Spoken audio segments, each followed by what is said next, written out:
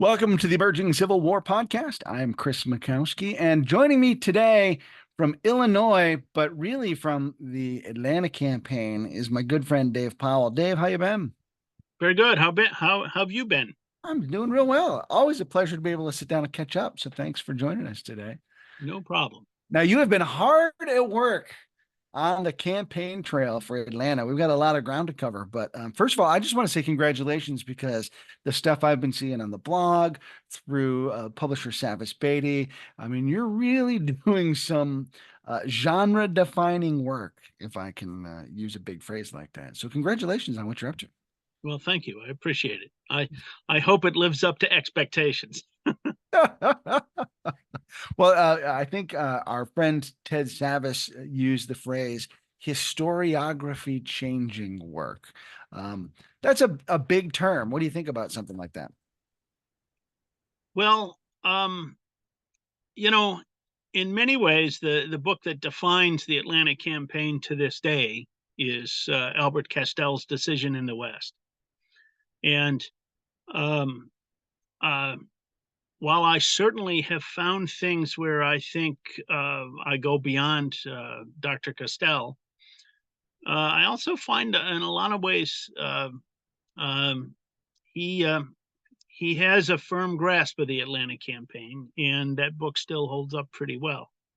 That said, I think there are some significant moments of difference, and I've tried, for instance, to talk in more detail and with greater clarity about things like whether what McPherson did at Snake Creek Gap, which is of course on everybody's mind when we talk about Atlanta campaign, or what was Sherman's cavalry doing at that, on May 9th, 1864. And I think there will be some eyebrow raising moments, definitely. Now, I think to me, kind of like the challenge here is like there's new information that Dr. Castile didn't have available to him, just new sources and resources are available. But then there's also sort of a new way of interpreting some of that information, the new information and the old information. So, how have you sort of navigated these double layers of newness, I suppose?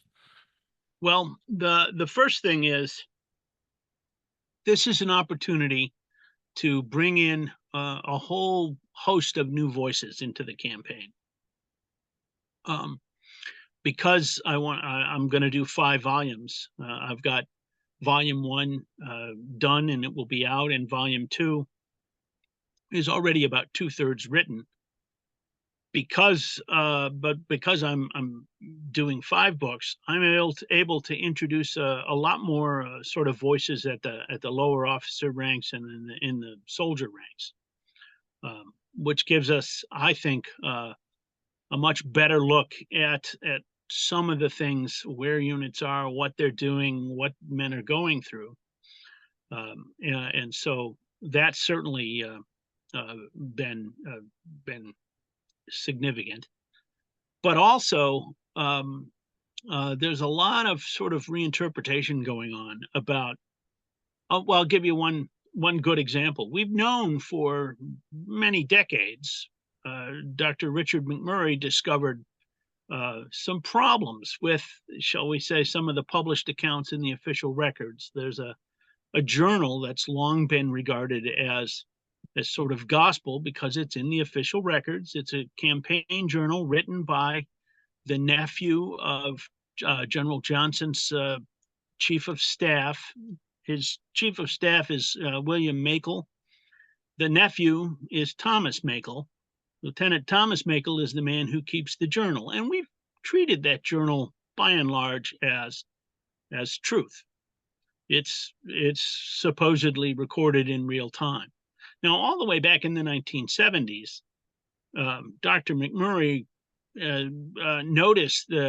found a copy of the journal in the Johnston papers, and some other things, a handwritten transcription, et cetera, and noticed that there were glaring discrepancies between what was in the original journal and what eventually got published in the official records.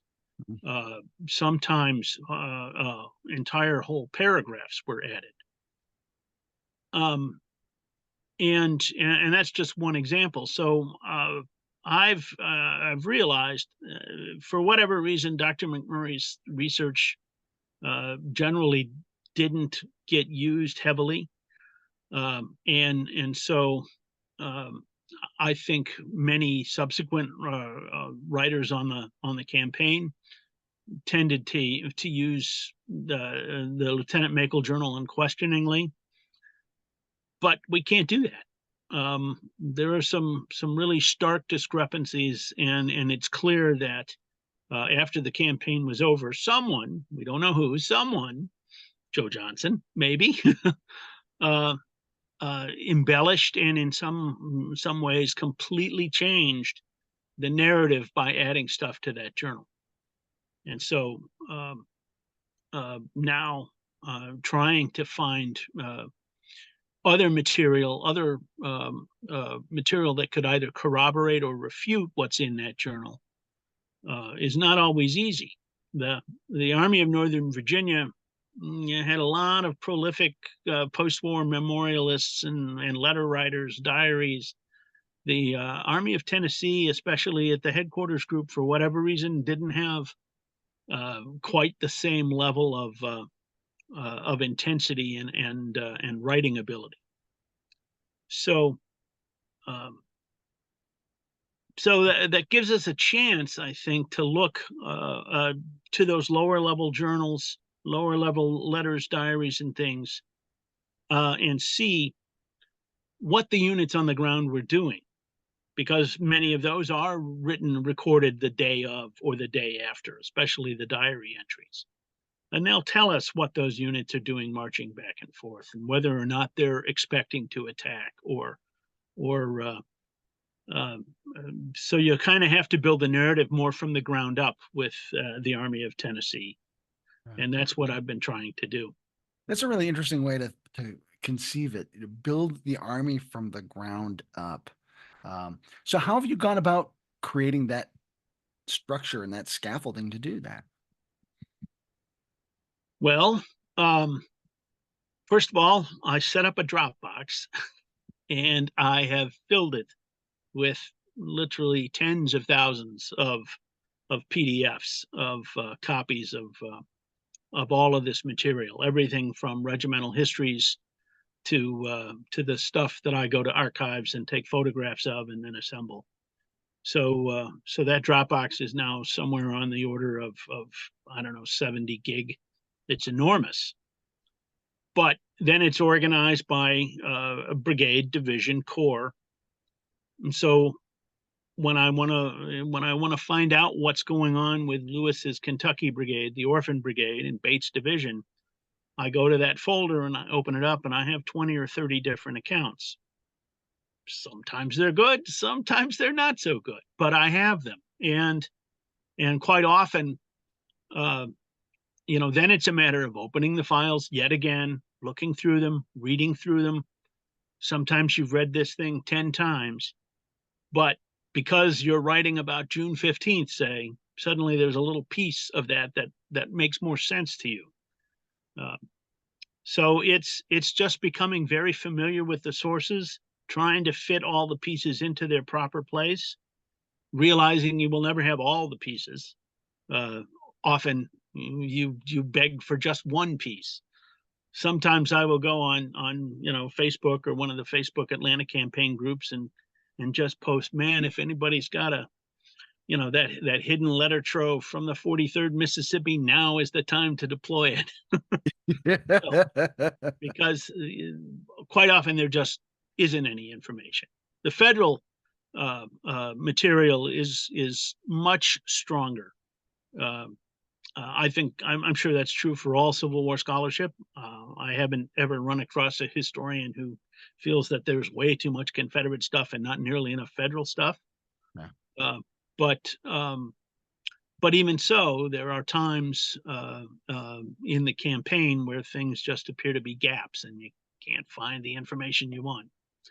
But all of those low level recordings, that low level information does help um, uh, sort of square up the narrative and put things in context. It's kind of interesting too when you talk about sort of those the soldier level sort of sources, and particularly contemporaneously, they're quick to bitch and moan and complain. And so you sort of get the unvarnished truth from the soldier experience, which is very different than an officer who's writing his official record and he's trying to cover his butt because something went wrong during an action. And, nobody ever's like, yes, I'm the one who screwed up. They're always trying to kind of cover things up. And so you have a much more varnished version from the ORs than you do from that soldier level. So it's kind of neat, the different perspectives you get that way. Absolutely. So with the ORs, one of the things I noticed working with them with the Overland campaign is that because the action is so unrelenting, commanders don't have time to write their reports until much later, in the summertime, Right. sometimes as late as October. There's such turnover in officers because guys just get killed and wounded. So you have people writing reports for actions where they weren't even there. Just lots of weird things about the Overland campaign. With the Atlantic campaign happening at the same time, uh, are those sorts of quirks in the ORs for Atlanta, or what have you noticed working with the ORs? Absolutely, that's true. The same effect is in place. Um, uh, if anything, because the campaign, the Overland campaign is generally considered up through the middle of June when Grant crosses the York, no, the James. The James, yep, Get the rivers right. that's right. When Grant crosses the James, so then we begin a new series. There's a pause.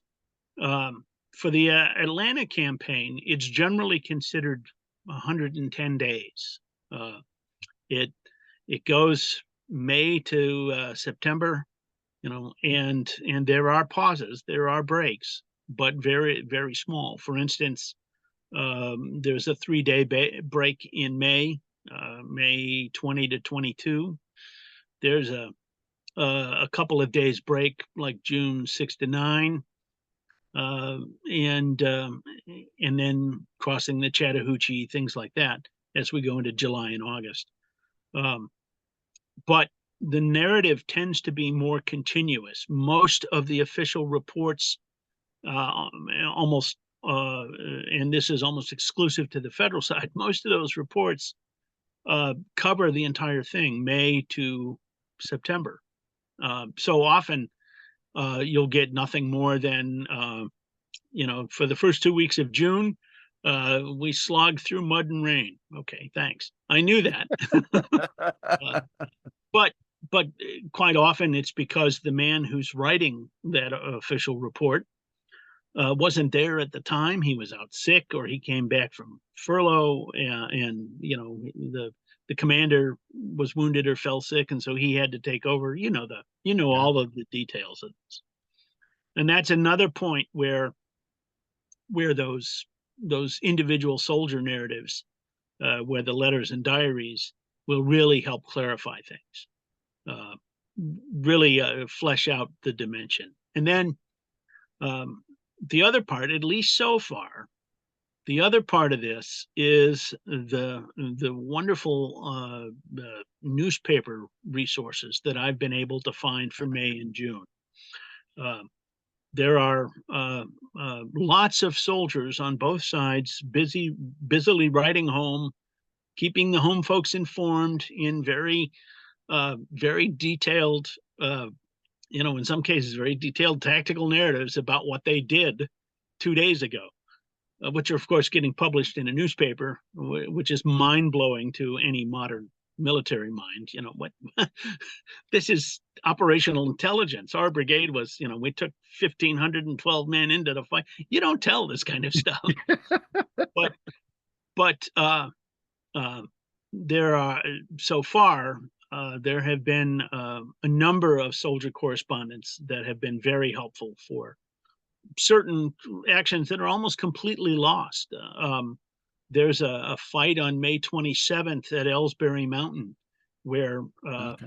the Confederates counterattack because they're worried about a hill that's been captured. It's going to unhinge Johnson's whole line.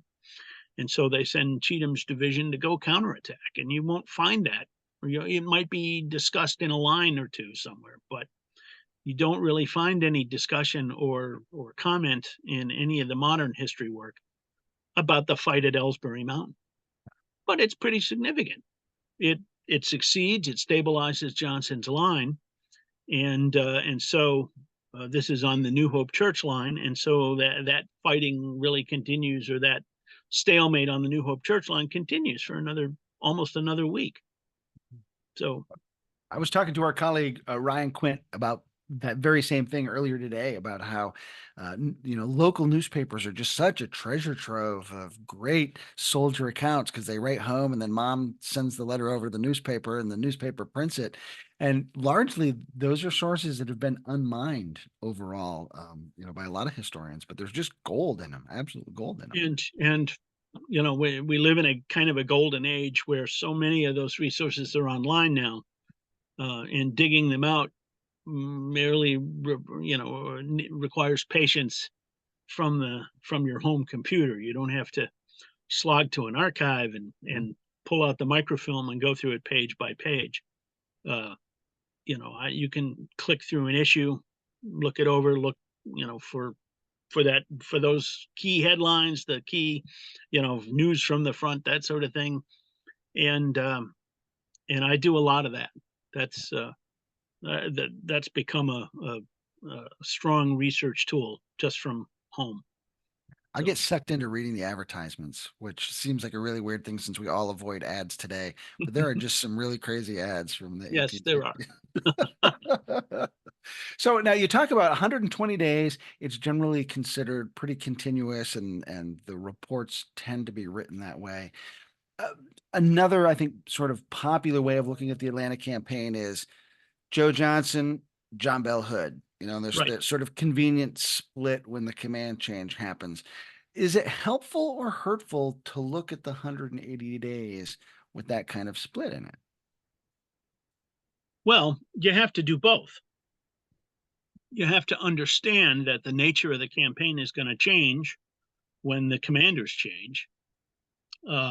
But on the federal side, we haven't hardly talked much about the Federals because the Confederates are so fascinating. But on the federal side of the equation, the same men are largely in charge. It's Sherman and Thomas. The only major casualty figure is James B. McPherson, who's killed in July. So there's a stability in the Union command structure, a continuity that and with Sherman at the helm, the strategy doesn't change. Sherman may try different things. He may, okay, I'm going to try a frontal assault. That didn't work. But with the contrast between Johnston and Hood is so dramatic that you really have to sort of switch gears. And in my detailed writing, that's going to happen in volume 3. So I'm not there yet.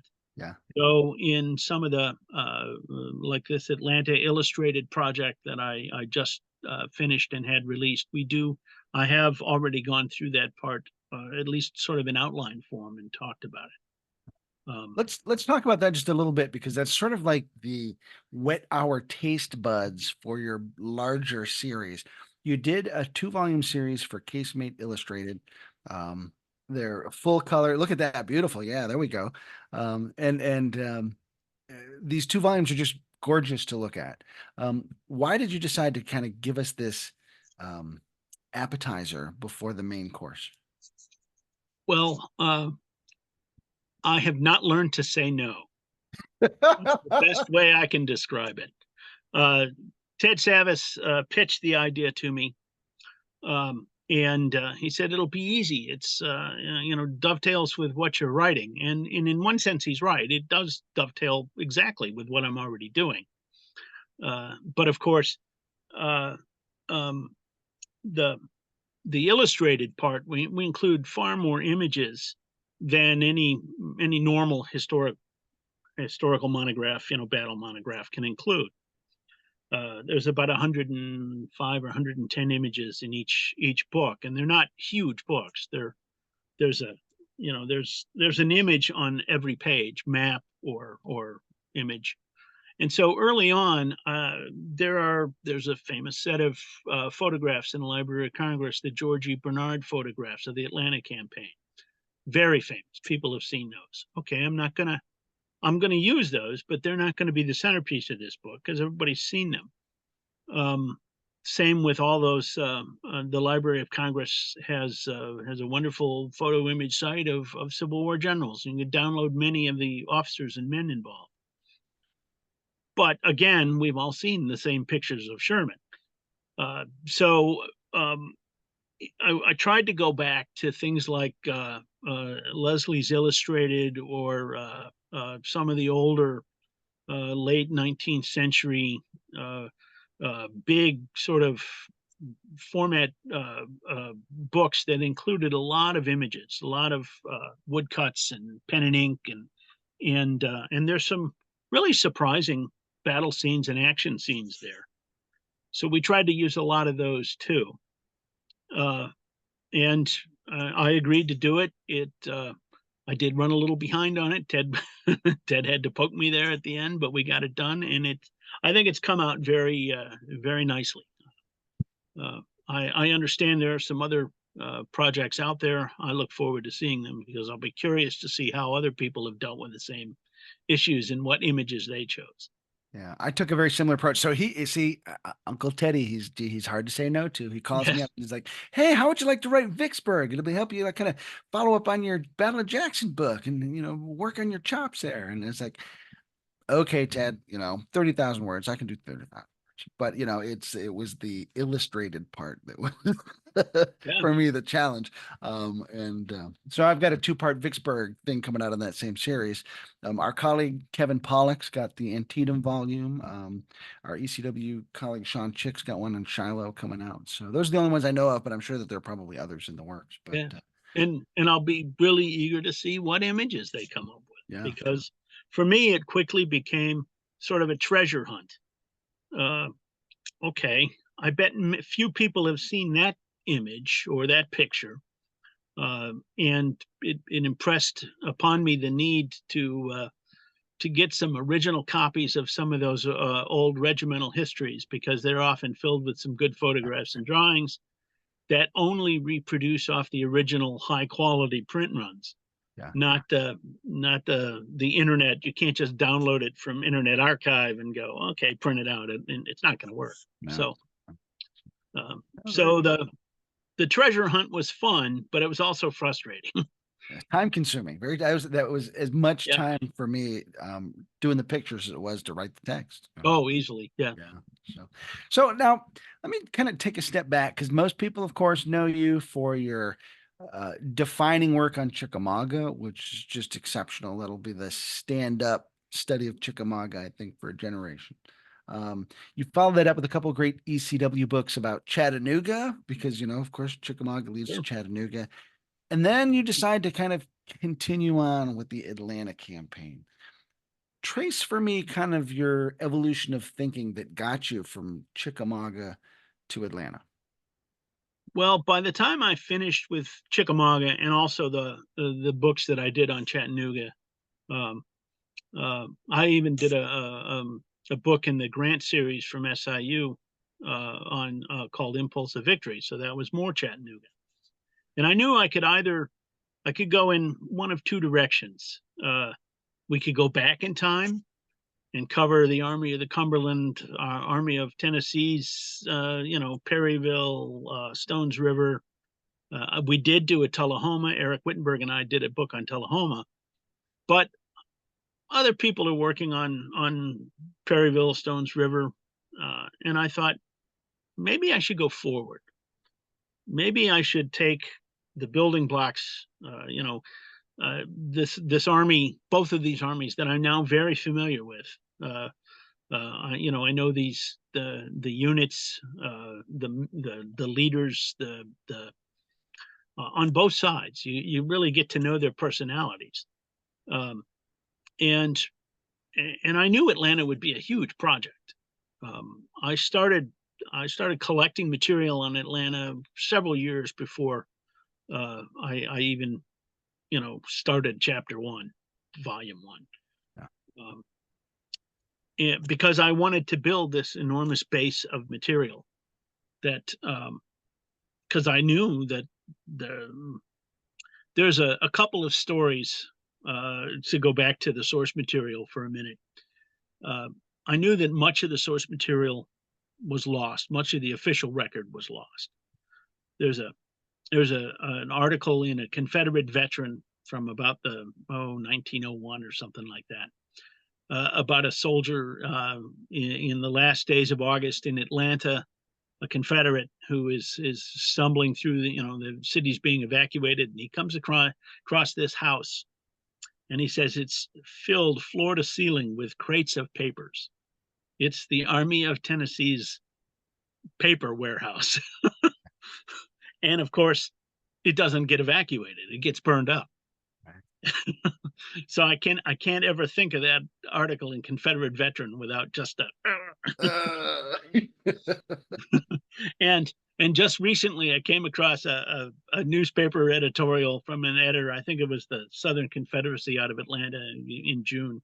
He says, "Dear Confederate cavalrymen, stop sending me your personal narratives and your accounts of the campaign, because they hold purely individual details that are of no interest to our general reading public." And so, I can just imagine this guy sitting there with a desk full of soldier accounts that he's not going to publish because he doesn't find them interesting. And yet I'm going, wait, I want them. Whatever happened to them, who knows? mm, So, uh, so building all that material, assembling all that material was a project of several years. And that's fun for me because I like going to sit in archives and libraries and just pull out the folder out of the archival box and see what the next treasure trove is going to be. yeah, the hunt is so much fun. So, um, um, so that has given me an opportunity to build this enormous file of material that I've got.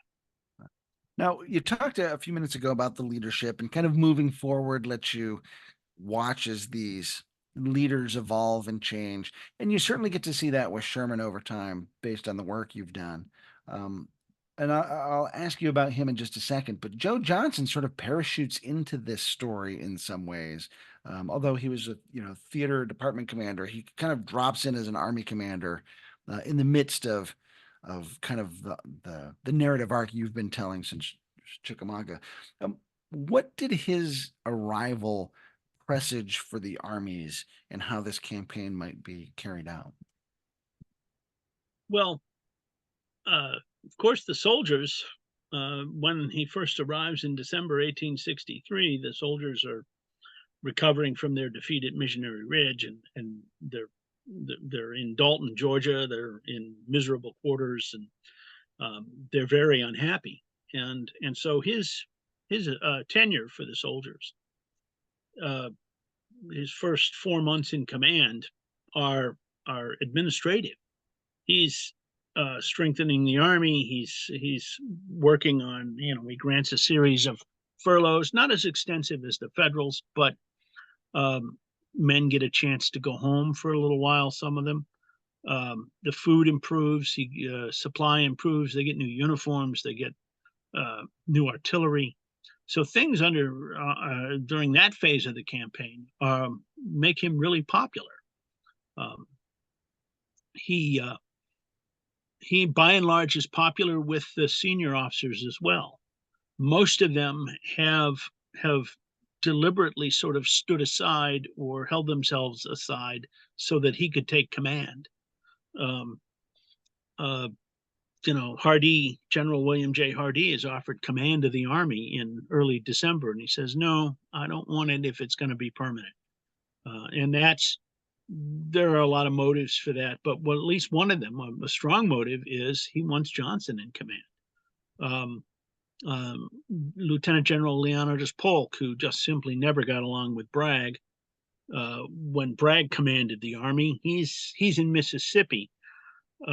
His name comes up, and so what about General Polk? And Polk says, "Well, that's nice that you would think of me." He replies to Davis in a dispatch, But he also says, I would prefer Joe Johnson. There's just a groundswell of pressure, and the defining conflict really doesn't come from within, it comes from without. It comes from President Jefferson Davis in Richmond, who doesn't want Joe Johnson in command. Didn't like him in 1862 when he was retreating up the peninsula and getting closer and closer to the Confederate capital, and Johnson wouldn't tell Davis what he was going to do. That was a nightmare for Davis. He doesn't want to repeat that nightmare. But it's a conflict, even though Davis appoints Johnson to command the army finally at the end of December. It's a conflict that's never fully resolved.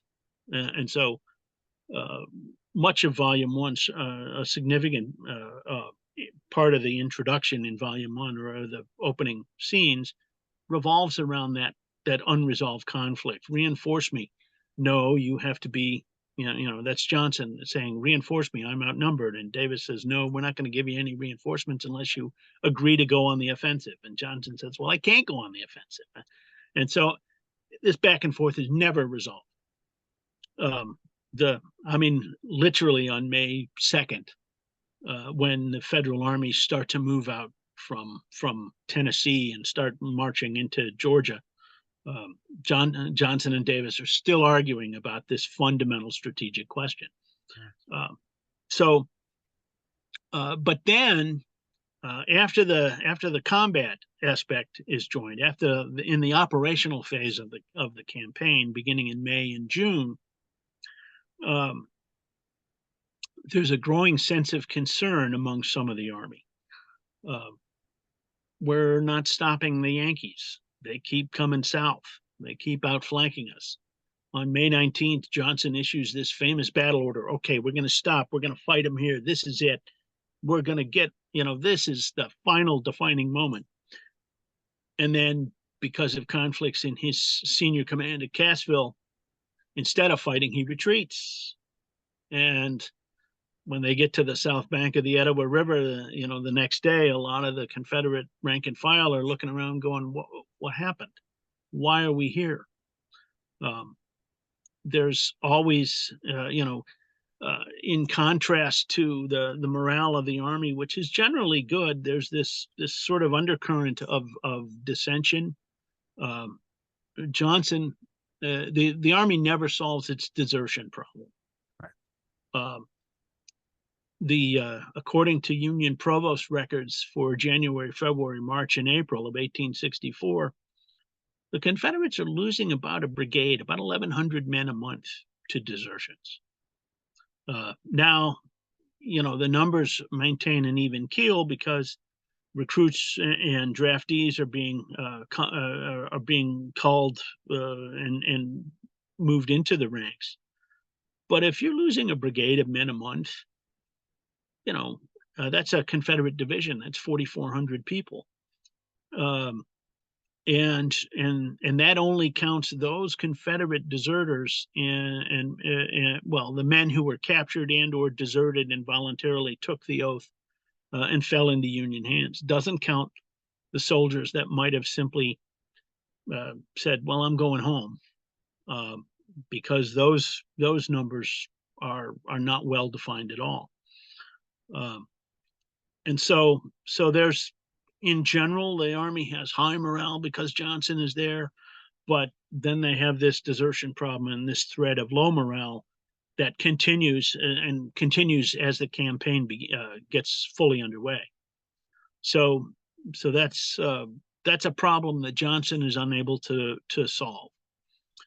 And there's growing discontent in Richmond within the ranks of his own army when May goes into June and then June goes into July. They didn't stop McKennesaw. Now we're across the Chattahoochee. And ultimately, on July 17th, Braxton Bragg comes down from Richmond and lowers the boom. Johnson, you're out. John Bell Hood, you're in command. And that creates a whole different set of problems. That creates, well, No, go ahead. Because I was going to ask Yeah, you, like, so Hood takes over, big shift, and a much different command style, much different fate of the army. yeah. Hood's going to take the offensive. He sees himself as Robert E. Lee, or he's molded in the form of Robert E. Lee. That's what he takes his command style from. He uh, has determined to strike. He's going to counterattack. He fights the Battle of Peachtree Creek. 2 days later, on July 22nd, he fights the Battle of Atlanta. Neither battle is particularly successful. Casualties are now much heavier than in the Johnston sort of defensive phase of the campaign. July 28th, uh, he sends troops west of town, west of the city of Atlanta, and they fight yet a third battle, the Battle of Ezra Church. Uh, Whether or not it's really Hood's battle is kind of a question for history. Um, because SD Lee is the man in charge. He's newly brought in. He takes command, and within 24 hours, he's launched a series of attacks, uh, kind of without Hood's authorization or express authorization. But it's clearly Hood's concept, uh, and so uh, but that burns out the army. Suddenly they've run up 10 or 11,000 casualties in a week, and um, after Ezra Church, they become much more passive. They lose their ability to move and fight. They confine themselves mainly to defensive trench work. And then at the very last battle of the campaign at Jonesboro, uh, a number of Confederate brigades show distinct signs of demoralization or exhaustion. And they're just overstretched, and they know they're losing Atlanta, and their commanders know that. Hardee is by this time completely unhappy with Hood.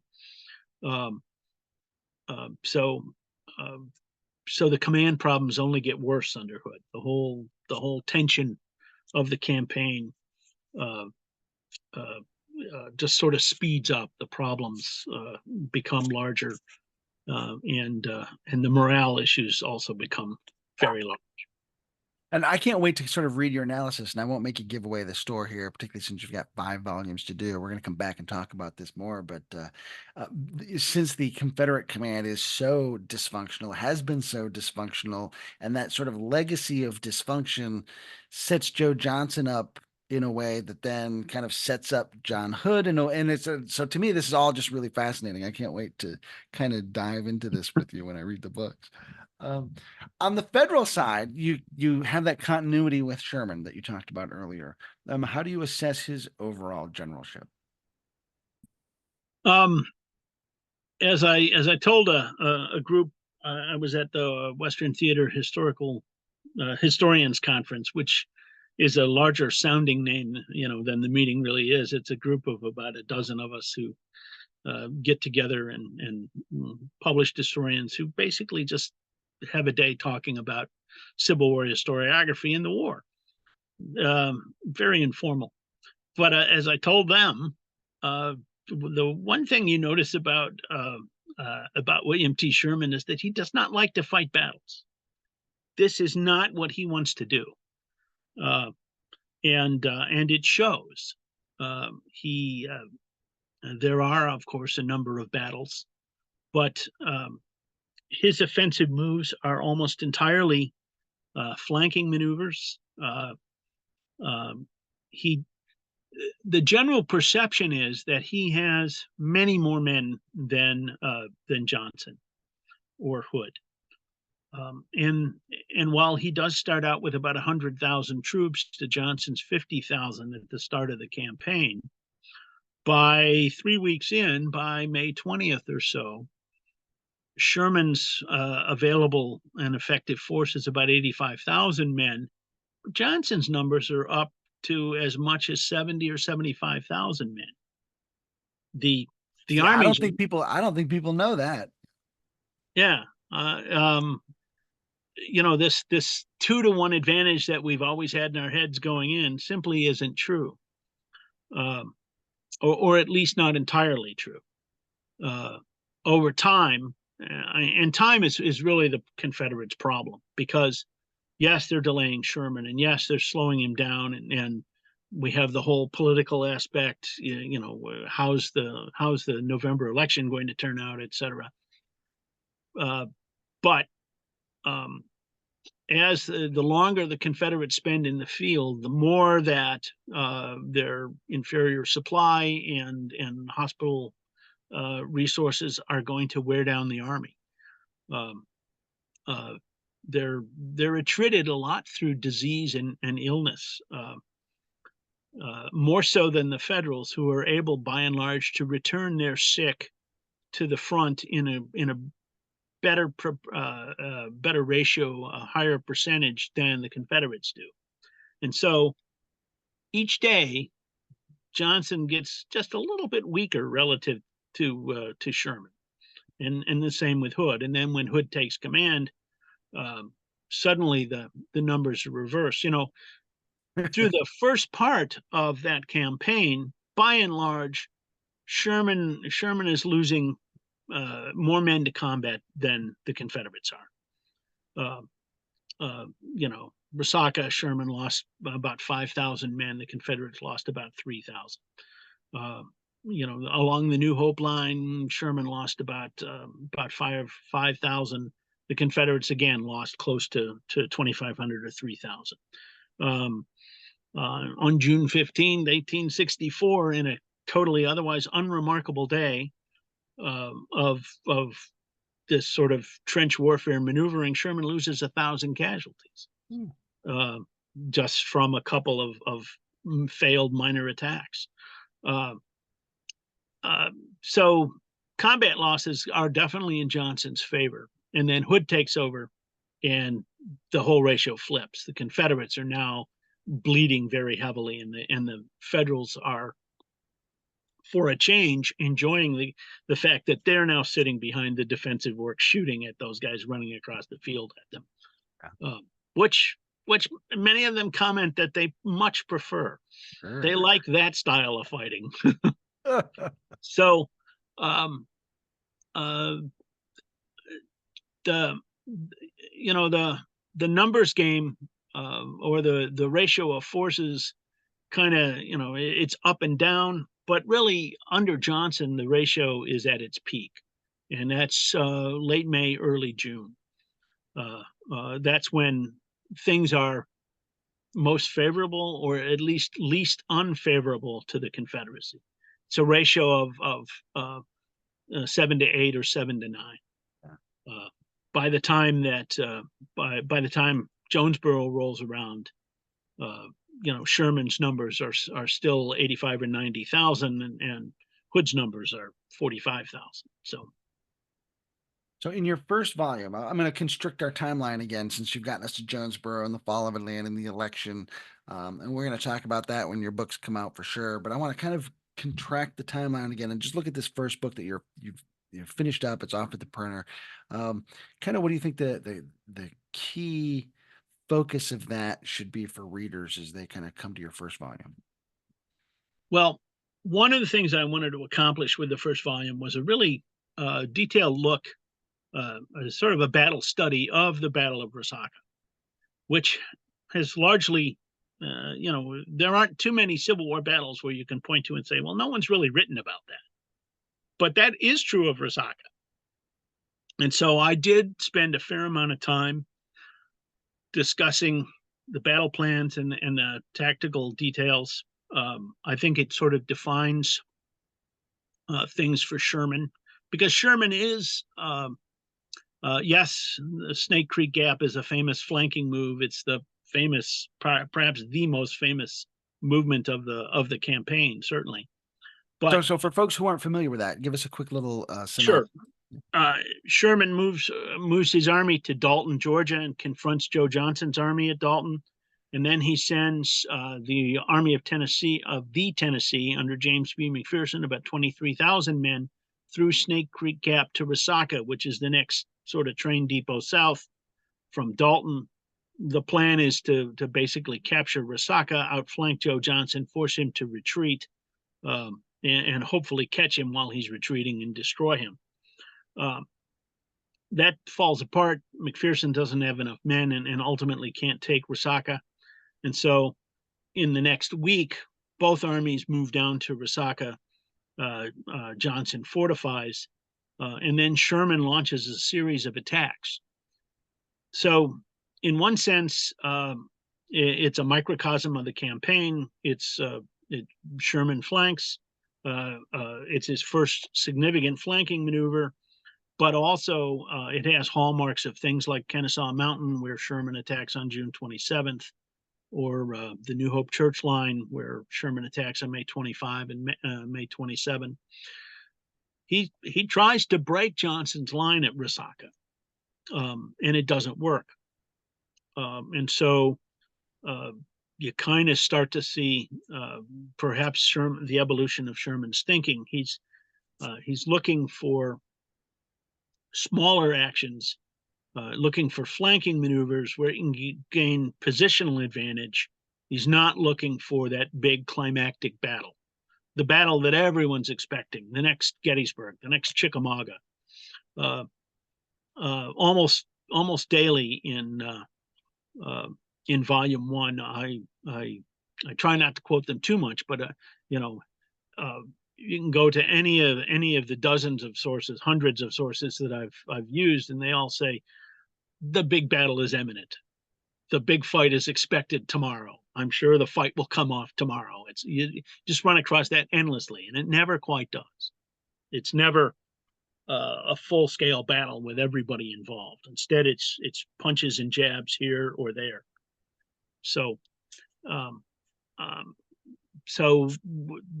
we set the stage for all of what's to follow, all of Sherman's thinking. You'll see his alternating willingness to maneuver and then periodic frustration when those maneuvers don't quite come off the way he wants. Some of that frustration leads to what I would call blunders. The assault at Kennesaw Mountain is probably the most famous. But well before then, we're already seeing some of these things happen. And on Johnston's side, we see really, I think the defining characteristic for Johnston is, though he will later claim that he had this great defensive plan all along, we see very little evidence of it. The soldiers and the generals in the Confederate Army of Tennessee, they don't see much evidence of it. And you get this sense of rising frustration in their ranks as well because of that. But yeah, to me, like the Sherman of particularly the early part of the campaign is not the Sherman we tend to think of today, and we should associate maybe with the March to the Sea and hard fighting general and that sort of stuff. And that's not the Sherman that sort of plays out these first few months of the Atlanta campaign. Yeah, he grows more leery of battle, of stand-up fighting as time goes on. And I think it's because anything can happen in a battle. He's what we do see, what is characteristic is how meticulously he has prepared this campaign in terms of logistics, and how much operational freedom that preparation gives him. So much so that we tend not to realize that Sherman can operate at a greater distance from his railroads, perhaps, than Johnston can, simply because Sherman has more wagons and has just greater resources. He even in terrible country, in hilly, mountainous country with few roads and there's unbridged streams, he can operate 20, 30, 40 miles from his railroad base if he has to, and Johnston can't really. Johnston might do 15. So that's another characteristic of the campaign that we need, or that I intend to highlight, because it is a significant advantage. So Dave, when will we see volume 1 on our bookshelves? Volume 1 has now a scheduled release date of July 6th. We are hopefully 6 weeks away or so. Um, and as I've said, volume 2, I'm 2/3 of the way writing through. So I still have probably 50-60,000 words to finish. But my goal is to get a volume a year out. So we'll see. But I feel in very good shape for volumes 1 and 2. And in the meantime, before volume 1, if we want that appetizer, give us one last pitch for the Casemate book. The 2 Casemate books will take you, think of it as the illustrated companion to the Atlanta campaign. All of the pictures that I couldn't fit in. Let's see. All of the color images that we couldn't use. Yeah, glossy paper, full color. Yep. They're gorgeous. Yeah. And a number of images that you may not have seen before. A number of images that are obscure, but still cast a great deal of illumination on what things looked like, what it felt like in the campaign. So certainly you can order them direct from Ted Savis. You can find them elsewhere on the internet. I won't give a pitch to the book company because we all know where we can get the books from the book company. But and they're well worth it. Having read the books myself, I'm a big fan of what you put together there, Dave. Well, good. Thank you. So, thanks for being with us today, Dave. Always a pleasure. And I'm going to, when volume 2 comes out, we're going to do this again because I can't wait to catch up on it. I look forward to it. Thank you. Thanks, pal. I'm Chris Bukowski for Dave Powell. Thanks for being with us. The Emerging Civil War podcast. We'll see you online and on the battlefield.